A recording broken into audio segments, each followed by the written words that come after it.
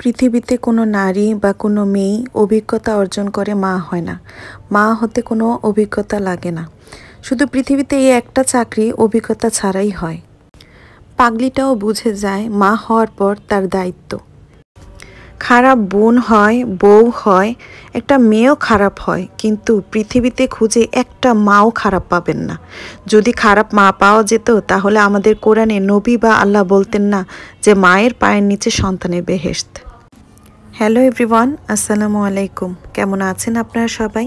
আশা রাখছি যে যেখান থেকে বসে আমার আজকের ব্লগটি দেখছেন সবাই আল্লাহর রহমতে ভালো আছেন, সুস্থ আছেন। আলহামদুলিল্লাহ, আমরাও আল্লাহর রহমতে ভালো আছি। চলে আসলাম আরও একটা লাইফস্টাইল ব্লগ নিয়ে। আশা রাখছি আজকের ব্লগটি আপনাদের কাছে ভালো লাগবে। এখানে সন্ধ্যার পর থেকে আমি আমার আজকের ব্লগটি স্টার্ট করে দিলাম। সন্ধ্যার পর এখানে রান্নাটা করে নিচ্ছি। দুপুরে গতকাল রাতে যা ছিল মানে তা দিয়েই চালিয়ে নিয়েছিলাম, আর এখন এই তো আমি রাতের জন্য আর কি রান্না করে নিচ্ছি। তো রাতে রান্না করলে পরদিন দুপুর পর্যন্ত আর কি চলে যাবে। তো এখানে লাল শাকটা আগে থেকেই একটু সিদ্ধ করে রেখেছিলাম, তো এখন একটা আলু কেটে দিয়েছি। তো এভাবে ঝোল করলে অনেক বেশি ভালো লাগে, আর সেই সঙ্গে 2 পিস মাছ দিয়ে দিলাম। তো কিভাবে রান্নাটা করেছি অবশ্যই দেখে বুঝতে পারছেন। আর এইভাবে শাকটা একটু ঝোল করে রান্না করলে আমাদের কাছে অনেক বেশি ভালো লাগে, আর শাকের কালারটাও অনেক সুন্দর ছিল। এক চুলায় তরকারি রান্না হচ্ছে, আর অন্য চুলায় এখানে আমি আটাটা কাই করে নিচ্ছি, রুটি বানিয়ে নিব। তো সকালবেলা আর কি চটজলদি নাস্তা বানাতে পারি না, সেই জন্য আর কি এখানে আটাটা কাই করে নিচ্ছি।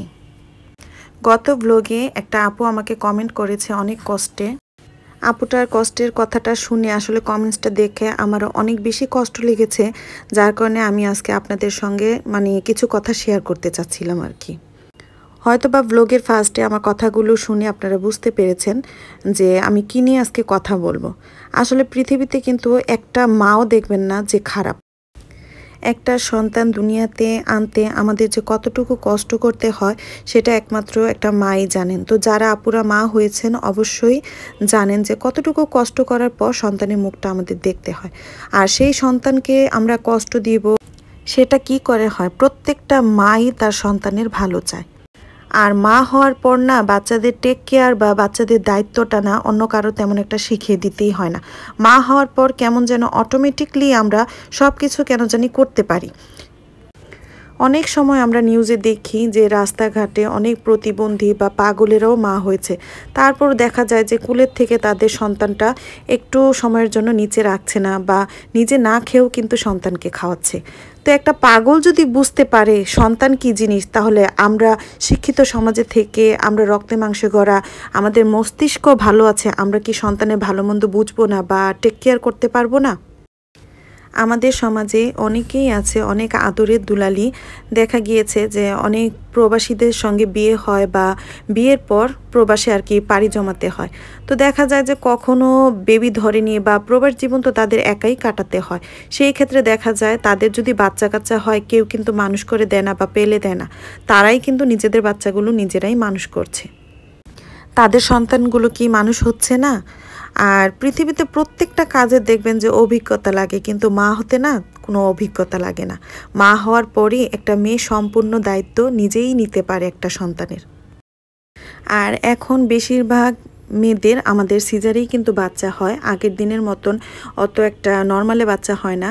তো সিজারে বাচ্চা হওয়া আর নর্মালে বাচ্চা হওয়া কিন্তু আকাশ পাতাল ব্যবধান।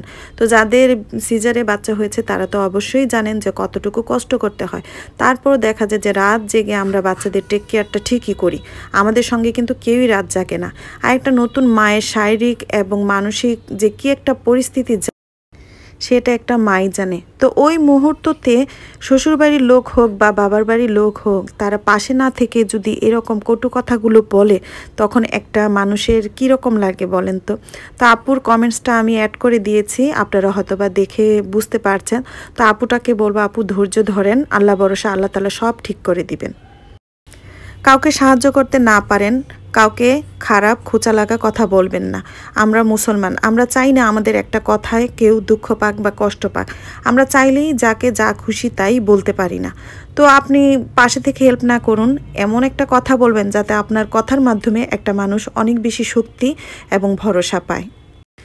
আর যাদের হাজব্যান্ডরা প্রবাসী তো তারাই জানেন যে তাদের বাচ্চাটা কিভাবে তারা মানুষ করছেন। তো ওই বাচ্চাটা বুকে নিয়েই কিন্তু দিনের পর দিন আমরা কাটিয়ে দিই। তো ছোট একটা ব্লগে আসলে অনেক বেশি কথা আর কি বলা যায় না। আমার আরও অনেক কিছু বলতে ইচ্ছে করছিল, আর যতটুকুই বলেছি তার মধ্যে যদি কোনো ভুল ত্রুটি হয়ে থাকে অবশ্যই ক্ষমা সুন্দর দৃষ্টিতে দেখবেন, আর আপনাদের মতামতটা অবশ্যই আমাকে জানিয়ে যাবেন। আর আমার যদি কোনো ভুল হয়ে থাকে সেটাও ধরিয়ে দিবেন কমেন্টস করে। তো এই তো আমি একদম আমার ব্লগের শেষ মুহূর্তে আর কি চলে এসেছি।